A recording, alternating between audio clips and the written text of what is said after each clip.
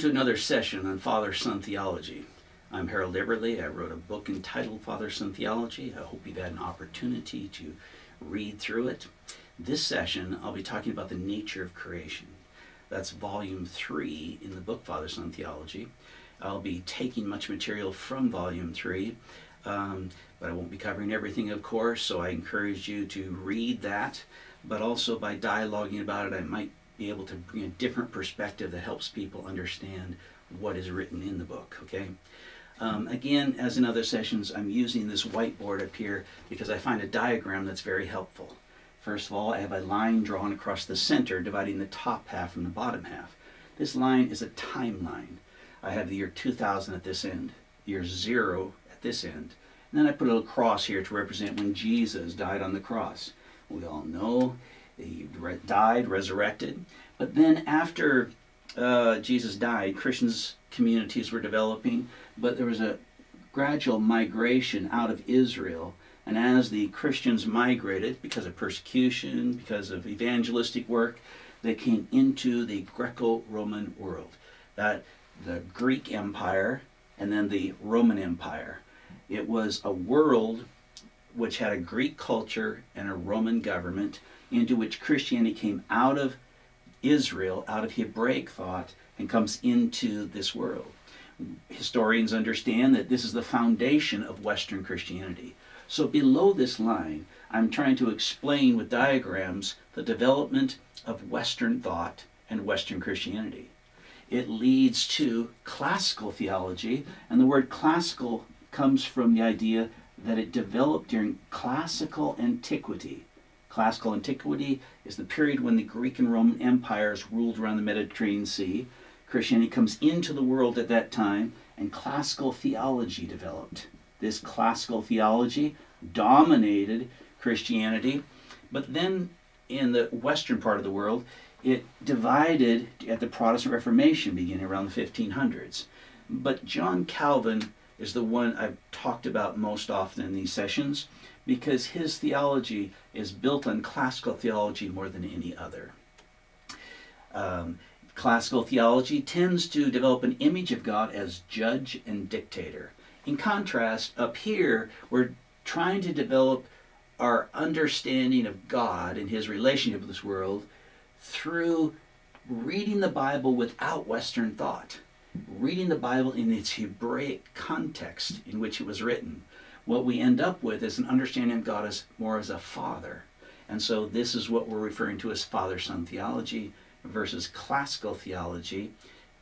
And classical theology, a form of it is Reformed theology. So that's what our diagram represents. Again, I also should review this little piece.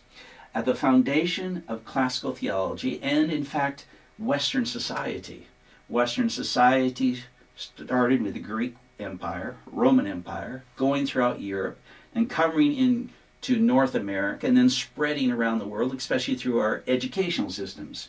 Western society. At the foundation is this spiritual world, this square, this rectangle here with an S in it, spiritual world, and down here a natural world, separated by a huge gap of infinity, that there's a spiritual world up there and a natural world down here.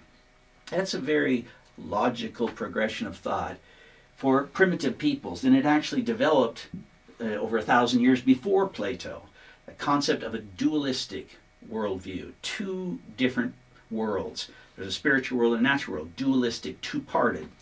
When we talk about this, we could think of people in primitive settings living out in nature. They look up and they see the clouds, the stars, that's the heavens, and down here the earth.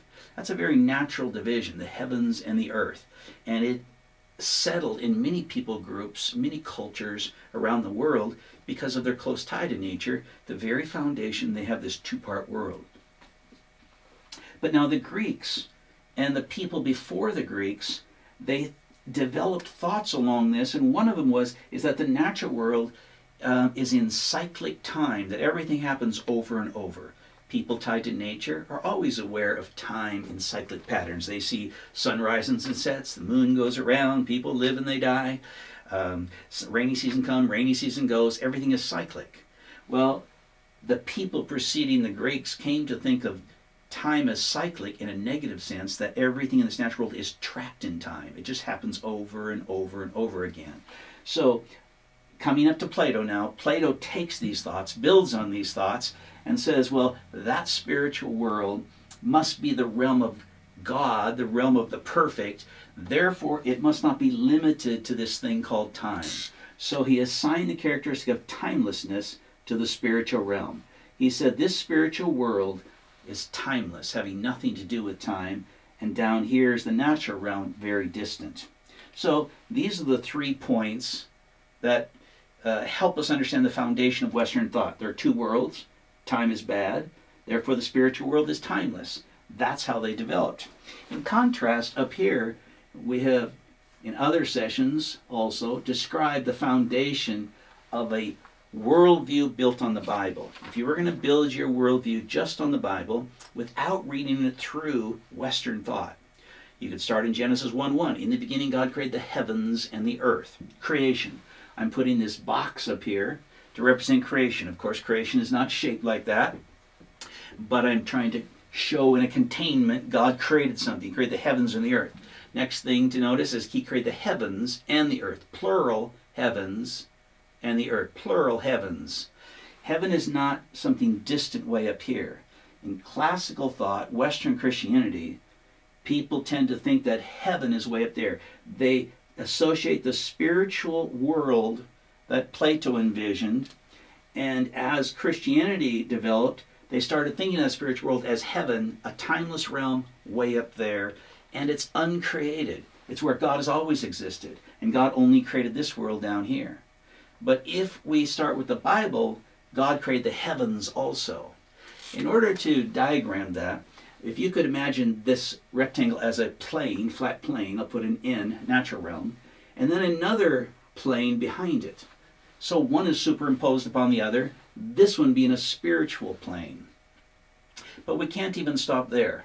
The Bible talks about 3 heavens. First heavens, second heavens, and third heavens. We're going to try use a diagram to explain that.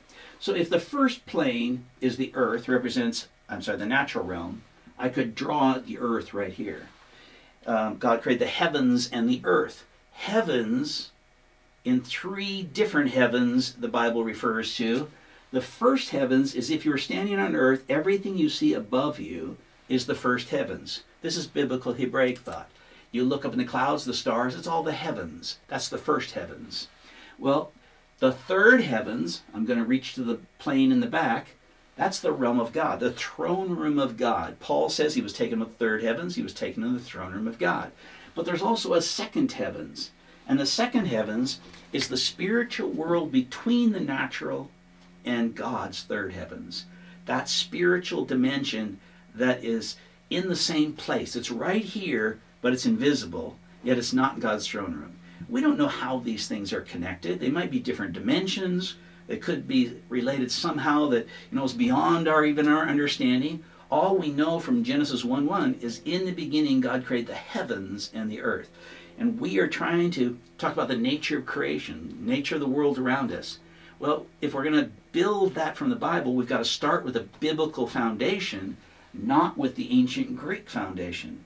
It's not 2 worlds separated by a huge gap, this world being timeless and uncreated. No, the Bible teaches about the heavens all being created and the earth being created, all that's part of creation. But now we don't want to separate them completely. In order to help our mind think, we should envision them all in one box. So now I'm trying to fill in the edges here to make this seem as one box, all of creation. All of creation, God has done it for second and third heavens. Next thing that's important in developing this image is to realize that time governs everything within creation, including the third heavens and the second heavens. Think about that for a minute, okay? The second heavens first. Second heavens, the spiritual world between the natural and God's throne room. That's where angels and demons interact. Okay, now the very concept of angels and demons interacting means time and space are involved. There could be no interaction. There could be nothing change. By definition, a timeless world nothing ever changes. A place where there's no space limitations, everything would be omnipresent. If there was no time and space in the second heavens, angels would be omnipresent, Satan would be omnipresent. If there were no limitations of space and time, it'd be possible ever to take Satan and throw him into the lake of fire. He would be eternally existing past and future. He would couldn't be contained. And yet the evidence in the Bible shows us Satan moving about on the earth, seeking someone to devour. Shows us demons trying to possess people, individuals, location, that there is space and time. You see, down here in Western thought, a very common cliche is there's no space and time in the realm of the Spirit. Well, that's foolish. That's not biblical. That is an assumption building upon the ancient Greek worldview, where there's a dualistic world and one world is timeless, an uncreated, timeless world. Okay? If we start with the Bible, we realize, no, in the spiritual realm there is space and time. Talk about the third heavens, God's throne room. When we think of this, we can still question whether there's something outside of creation. But we don't know. I put a question mark. There's nothing in the Bible that reveals to us if anything is outside of creation. Nothing. We know that God fills creation. He has entered into creation. He fills creation. Jeremiah tells us that God entered in creation. Just like Jesus came to earth. The Word became flesh and dwelt among us. He walked on the earth. Well, God entered into creation. He fills creation. Now, He doesn't have physical substance. We can't see that. He is spirit. So in what state does He exist? He exists in a spiritual state. He's not in physical substance, but within the spiritual state, He is within creation. Within creation, and His throne room is in the third heavens. And the heavens are within creation. Okay? That third heavens is also governed by space and time. We know that because every example in the Bible where we get a vision of that realm always shows, every example shows space and time. Like when in Job chapter 1, Satan goes into the throne room of God and presents himself to God. The very idea that Satan went into the throne room of God implies time. Because timeless means nothing ever changes. So Satan couldn't enter into timelessness unless, of course, he entered in and he became timeless. Then he would instantly fill the eternal past, eternal future. He would instantly do that, okay? Which means he would have existed as long as God, and he will forever exist, and he can never be cast out of heaven if indeed that realm of heaven is timeless. Nothing can change. That's what definition means. Other examples, Paul was taken in there. The very fact that he went into that realm expects change. It implies change. Can't be accomplished without change. Jesus Christ, He came to the earth, but He ascended back into heaven. He sat at the right-hand throne of God. He was given all authority over heaven and earth. Daniel saw a vision of that, the Ancient of Days giving unto the Son all authority. All those involve changes in space and time, which is incompatible with a timeless world. You see, the biblical evidence does not show us people going up into an uncreated, timeless world. It shows us God's third heavens is within creation. God has decided to reveal Himself there, and some people have literally been able to take Him there. You look at the book of Revelations. John was taken up to the throne room of God. He sees the 24 elders. They're worshiping God. They're throwing their crowns down. All the heavens, all the creatures are worshiping God. Okay, the very idea of worship. In a timeless realm, nothing ever changes. That includes our voices. There can be no syllables. There can be no sound. In a timeless realm, there can be no harmony sung. That's impossible. Timeless by definition. The only sound that could ever happen is a constant sound throughout eternity past, eternity future, never changing, never varying. It would all just be one constant sound. That's what timelessness means. Okay? Too many people have embraced this, said the spiritual world's timeless, but they've not even thought about what that means. They're really embracing some absurd thoughts. Okay? If you were to develop your understanding of nature with the Bible, not reading it through the Western worldview, you would come up with creation And with the existing within creation are the heavens and the earth. What's outside of creation? Nobody knows. The Bible doesn't tell us. Okay? But now we're going to continue. This is important for many reasons as we develop the nature of creation. This second heavens, why is that important? Well, many reasons. First of all, it brings a spiritual dimension right here. It's not way far away. Think of the second heavens down here. Where, using the dualistic worlds of Western thought, where can you put the second heavens? Okay, you've got earth down here in the natural realm. You've got heaven up here where God dwells. So you'd have to put heaven, that's got to be the third heavens because that's God's realm. But you still have a first and second heavens. Well, there's nothing between the natural and the spiritual in Western Christianity, in classical theology. No. Therefore, the most often it's placed the first heavens as the area above us up to the clouds, and then the second heavens being the clouds to the stars. So this realm above us is divided into two categories. You see, that's the most often explanation because there's nowhere else to put the second heavens. They're in this worldview, there's no third heavens. I mean, even by understanding that there's three heavens means it's more than a two world view. You know, it's one world with several dimensions or realms. It's one world. God only created one world, and there's several dimensions as far as what the Bible reveals. Okay? Second heavens, there's a confusion down here. Because of that confusion, classical theology, the forms that developed out of it, Reformed theology and others, they have a difficult time envisioning angels and demons. Where is all this stuff happening? Sometimes their mind will play a trick on them and they envision a spiritual world around here, but then when they do go back and talk about theology, they quickly shift back into a worldview. The idea of miracles happening. Up here, with the biblical worldview, the spiritual world is very close. It's very natural. In fact, there are many peoples in third world countries, not yet developed in our educational system or in Western society, who already have a consciousness of the spiritual world to be very close. When they hear about Christianity, when they become Christians, it's very easy for them to believe. Faith is easy. You know, the spiritual world's right here. It's very easy. But on the other hand, if God is way up there, then he's got to come way down here to do a miracle. You kind of wonder if he's even listening. You can start doubting. The very worldview you contain, it influences how much faith you have for God's activity, for what God's doing, and how he would intervene in miracles.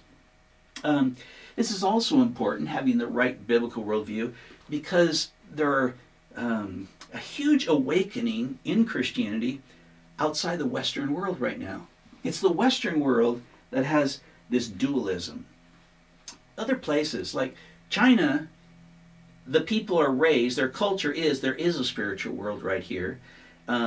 And you can primarily see it in their understanding of yin and yang. Everything to them has spiritual energies in it. There's energy in this book. There's energy in this paper. There's yin and yang. Things have positive and negative energies. You go to India.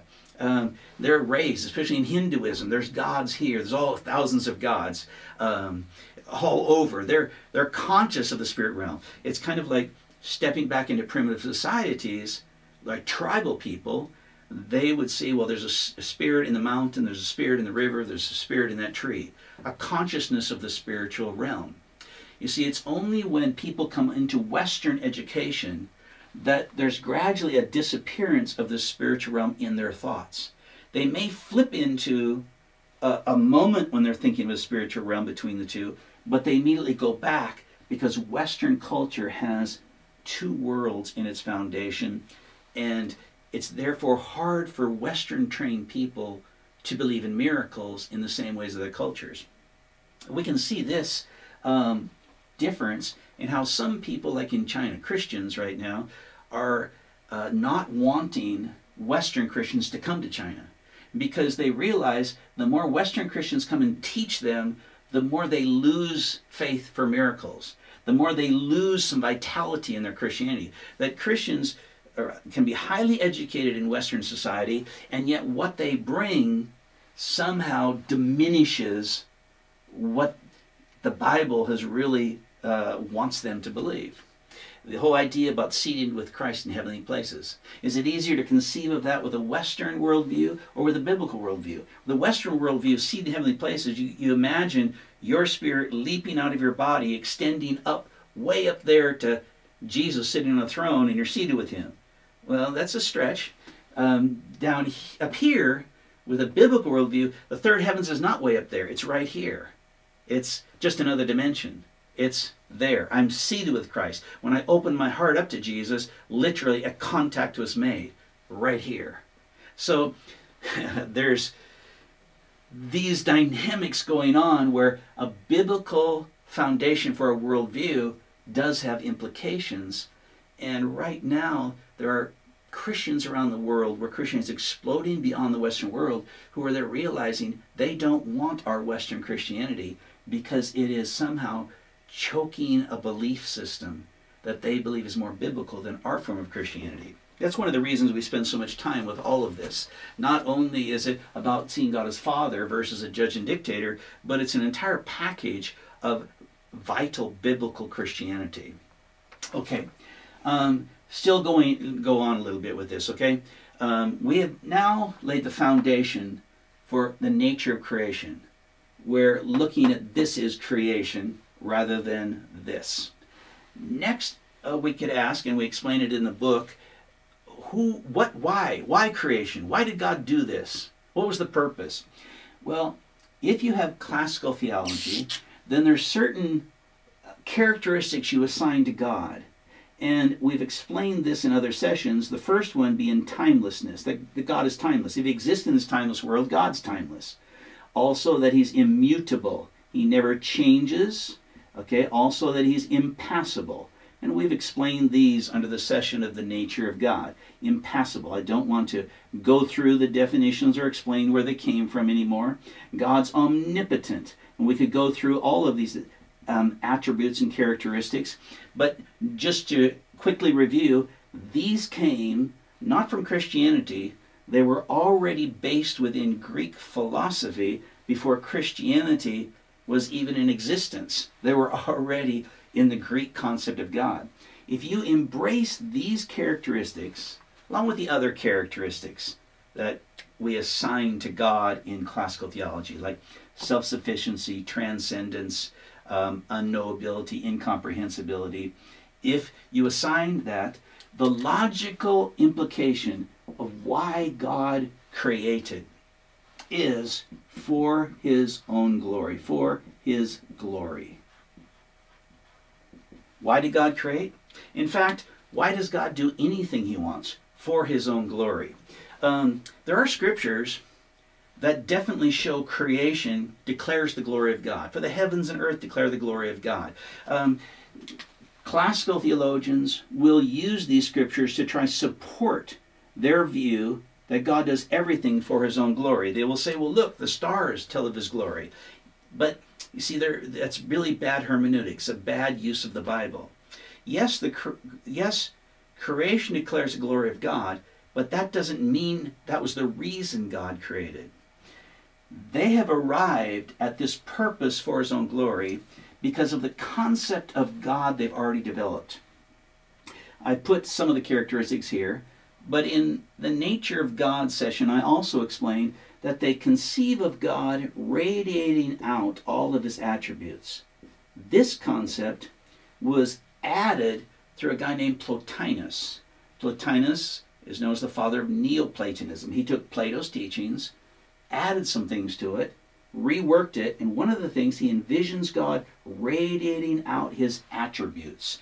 That God acts and everything flows from him. So holiness and beauty and goodness. And Plotinus would say God is like the sun. To look at him is too weak. It's impossible. It would just hurt you. The glory, everything coming out.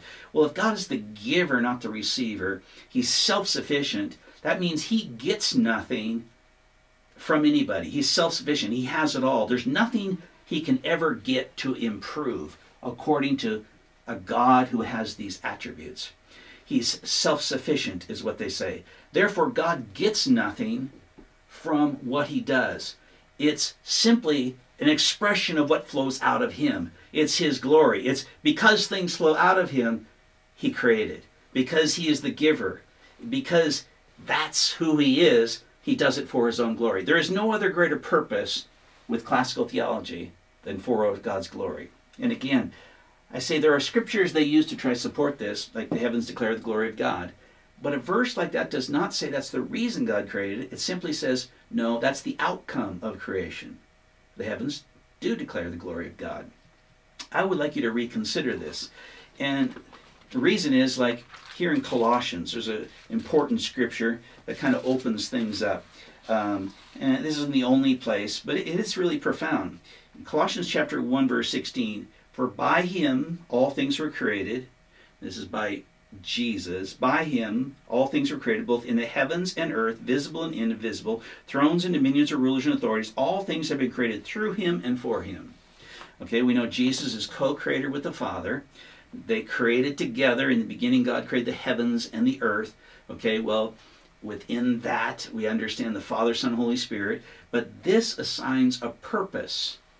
It says who created, but then assigns a purpose. And it was all created for him. And this is Jesus in this passage. Why creation? For Jesus. Now, I'm going to put up here the why of creation for Jesus. Now, I don't want to totally reject for his own glory. Coming out of God can be his own glory, yes. There can be a creation. Like God loves, so his love can bring things into existence. He wants to share his love. But this purpose for Jesus, now, it's incompatible with classical theology because Jesus being God is self-sufficient. Nothing can be added to him. He doesn't benefit by anything being given to him. Therefore, creation cannot be for him. And yet, here is God the Father and Jesus. They're creating a gift for the Son. A bride is within that gift. Humanity is within that gift. Jesus is pleased with this gift. The picture that we're getting from Scripture is that here it is presented to Jesus. Jesus literally becomes flesh to redeem it after mankind becomes sinful, but all of creation is being redeemed through Jesus because Jesus cares. He loves. This is an eternal gift. This humanity that are here, it's his bride. Okay, none of that's compatible with classical theology because if you accept the attributes assigned by classical theology, God is self-sufficient. He needs nothing, wants nothing. He gains nothing. Okay, up here, Jesus is getting a gift and he likes the gift. Okay, the concept that creation, what was it created for? For Jesus. It's a gift. Why is the universe so big? Well, it helps us understand Jesus was given a huge gift, showing the love that is being poured out on there. So why of creation is different depending on classical theology versus Father-Son theology. One of them you can actually read in the Bible, but this one is deduced from the philosophical progression of thought. Okay, more than that. In volume 3, where I talk about the nature of creation, I deal with things like angels because they're created. I talk about souls, whether animals have souls or not. I'm not going to deal with all those right now because I think they're smaller issues and people are interested, but I don't want to cover everything that's in the book. And then I put in a section after that about creation and time. That section on creation and time I developed in another session, but it's a long session just on God and time. There's no sense in me repeating that. Okay. Then there's one remaining section in volume 3 under the nature of creation, and this is where I would like to spend the rest of our time. It's on science and theology. Science and theology. When we form our understanding of the nature of creation up here versus down here, we come up with many conflicting views. They cannot both be true. It's one or the other. But the issue of science and evolution, there's a real conflict in recent years, last 200 years, especially between evolution and Christianity. Evolution and where we stand on that. Now, I don't want to take too strong a stand because actually this topic, evolution, is not as intimately tied to classical theology or Father-Son theology. And so I don't want to take a stand on evolution versus creation and risk turning you off to everything, because what my passion is to teach Father-Son theology. This is just a side issue. This is a side issue. It's an important issue. What's the nature of creation? But what about evolution? Okay, it has to come up. So I'm just dealing with this because it has to come up. And in the book I deal with it. There are several ways that Christians try to put together the Bible and present scientific thought about evolution. Evolution being the theory that all of life on Earth has evolved.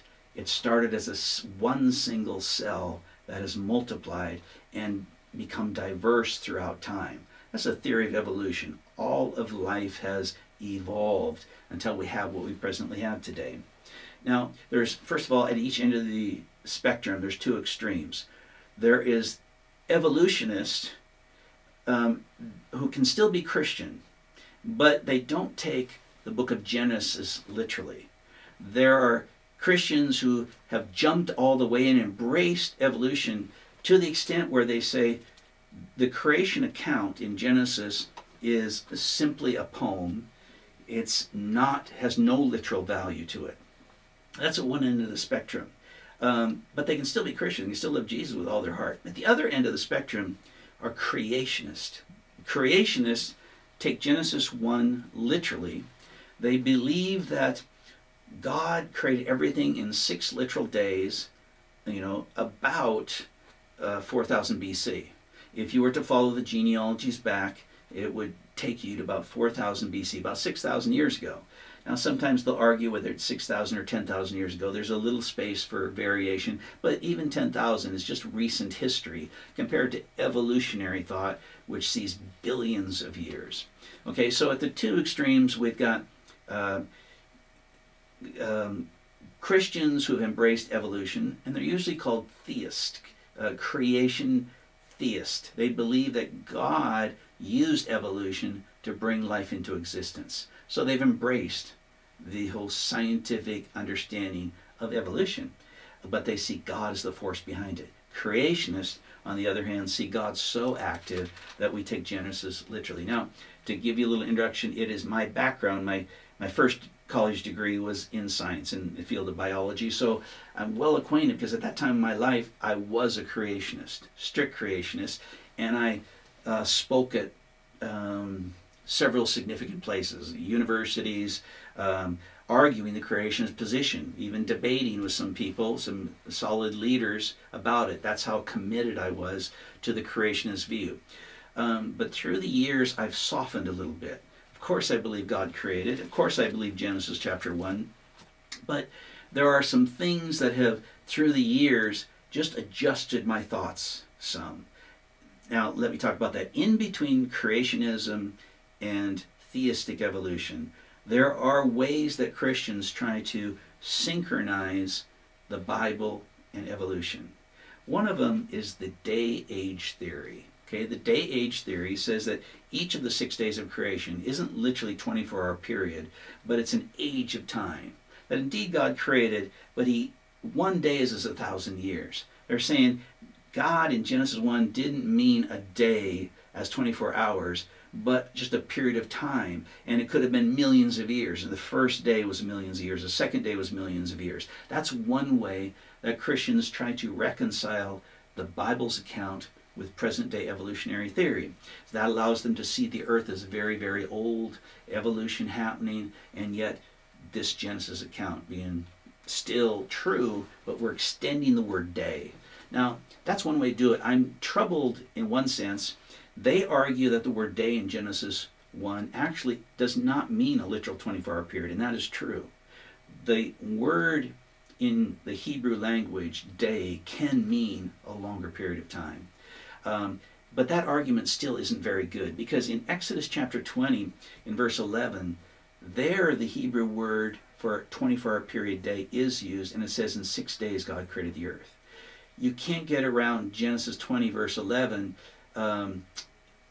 because that passage is using the Hebrew word 24. God created the earth in 6 24-hour day, in 6 24-hour periods. Okay, so when Christians who hold to the day-age theory argue that Genesis chapter 1 uses the word day, and that word day can be a long period of time, they're saying the truth, but they're ignoring this other passage that says, no, it created in 6 literal 24-hour periods. So I can't embrace day-age theory. The gap theory is another way that Christians try to reconcile evolution with creation. And they do this by reading Genesis 1 and 2. In the beginning, God created the heavens and the earth was formless and void. Now, they will look more carefully at this verse 2, that the earth was formless and void. The word was there. In the Hebrew, it can be translated in 2 different ways. It can be translated as was formless, void, or became formless and void. So people who believe the gap theory will envision a gap of billions of years between verse 1 and verse 2. They read this and say, in the beginning God created the heavens and the earth, and they envision that happening billions of years ago, like our scientists say, in the beginning God created the heavens and the earth. But then in verse 2, the earth became formless and void. They envision that something happened to the earth, and it became formless and void. It was destroyed. The earth went devastated. So therefore, beginning in the next verse, verse 3, God is recreating the earth, the 6 days of creation. The gap theory tries to fit the billions of years and the millions of years of evolution between verse 1 and verse 2 by saying, in the beginning God created the heavens and the earth, and that beginning was billions of years ago. But then destruction hit the earth. It became formless and void. So on day 1, God recreated this, so let there be light. Day 2, day 3, day 4. He started recreating things. That's a reasonable explanation. A lot of godly Christians hold it. A lot of godly Christians hold the day-age theory. A lot of godly Christians hold creationism. Okay, these are reasonable. There's other explanations too. One of the strong ones, other explanations, is just seeing that the creative acts of God were not bringing stuff out of nothing, but they were bringing order, because the word create in Hebrew, as it's translated, does not necessarily have to be bringing things out of nothing. The word bara that in Hebrew can mean he brought order. On day 1, he brought order to the light. On day 3, day 4, day 5, he was simply bringing order to that which already existed. That's another possible explanation. Now, you have to wrestle with each. As I said, I don't want to take a stand that would turn off a lot of my listeners, because my goal in these sessions is not to promote any certain view on evolution versus creation. My goal is to introduce Father-Son theology, and this right here is a side issue. You could be either one of these and choose any one of these. There's no obligation. There's no logical progression of thought from classical theology or Father-Son theology to either one of these. Okay? Theistic evolution over here, okay? I like something I wrote down here, John Lennox. He is a Christian leader, teacher, PhD, who spends time debating atheists, and he presents the Christian side. And he had a perspective that is also worth considering. He offers, sometimes in his lectures, an example and says, I'm boiling water in a pan. And then he says, I'm going to ask 2 different people why I'm boiling water. He asks the scientists why I'm boiling water and what happened. Okay, what is happening and why is this water boiling? That's the question he asks. Why is this water boiling? And the scientist would answer, and he says, well, there's heat in the stove underneath. That heat is being transmitted through the metal on the bottom of the pan. That metal is vibrating because of the heat. The vibrations are moving the water molecules in the pan. And as soon as those molecules move fast enough, they have enough energy to break the barrier of the cohesion force of water and come off as vapor. That's what boiling is. He says the reason that the water is boiling is because of this process of the transference of heat. And he asked the same question of another person. He could say, why is the water boiling? And the other person could say, because you're making a cup of tea. Okay, now both answers are true. John Lennox uses that example to say, what was God trying to communicate in Genesis chapter 1? Was he trying to give a scientific explanation, or was he trying to communicate something different? Like the funny illustration when a 6-year-old boy comes up to his mama and says, "Mama, where did I come from?" And she sits him down, gives the long talk on sex and what happens and how the whole reproductive. And after she's all done, her little son, 6-year-old, says, "That's a lot, Mom." He says, "The reason I want to know where I come from is because Johnny down the street said he came from Virginia." Okay, all he wanted to know is, where do I come from? Where did we live before this place? He wasn't asking for a whole explanation. Genesis chapter 1, the creation story, can also be looked at through those eyes. What was God trying to communicate? And it's a lot of valid Christians look at it this way. And we have to consider their value. One more that's important to me, especially since quantum physics has been a huge issue. Now, quantum physics is the study of the movements of the tiniest of all particles. We have Newtonian, Isaac Newton's physics, which tell us how things that are visible move. But when we get down to the tiniest microscopic, tiny, within an atom, you've got electrons moving around. Within the nucleus, you've got even tiny little particles within the nucleus. When they start studying how those things move, they operate by different set of laws. Okay, quantum mechanics, that is. Well, they start understanding light in new ways. And also, when you put in Einstein's theory of relativity, you realize the faster something goes, the time is experienced differently relative to things that are not moving that fast. Okay? Well, just with this whole time being relative, it opens up a big can of worms also. For example, let's say Genesis chapter 1, I'm going to take it really true, and 6,000 years ago, creation day 1 happens, then day 2. Well, it's possible that God, having authority over creation and time, he has authority over it. He has authority over time. And in the session on God and time, I also proposed that God may be the source of time, that every good thing flows from God. Time is good. So one thing we have to consider is a possibility that God himself is creating time, that he can do that. If indeed he could do that, 6,000 years ago, he could have said, "Let there be light." And that light could have gone anywhere in time that he decided. He could say, "Let there be light," and have it appear 20 billion years earlier. God is not limited. He could do it 6,000 years ago and yet cause it to appear at any point in time. Because of this possibility, because it's opened up this whole nother world, I think Christians today who are trying to hold just one of these views are walking on a shallow ice. I mean, they can break through because we're still discovering things. We're still learning things. And I believe Genesis chapter 1, I believe the whole Bible. But I think that we're going to be discovering things in the future that are going to open up our eyes to understand in a whole new way. Again, let me just talk about that quantum physics thing that's opened us up. That things are relative. And to a God who would have dominion over creation and time, things could be relative in a whole nother dimension than we really understand. It may be possible that today God acts, and yet he makes that action manifest 1,000,000 years ago. It's possible that God can act and cause his actions to manifest in time wherever he wants.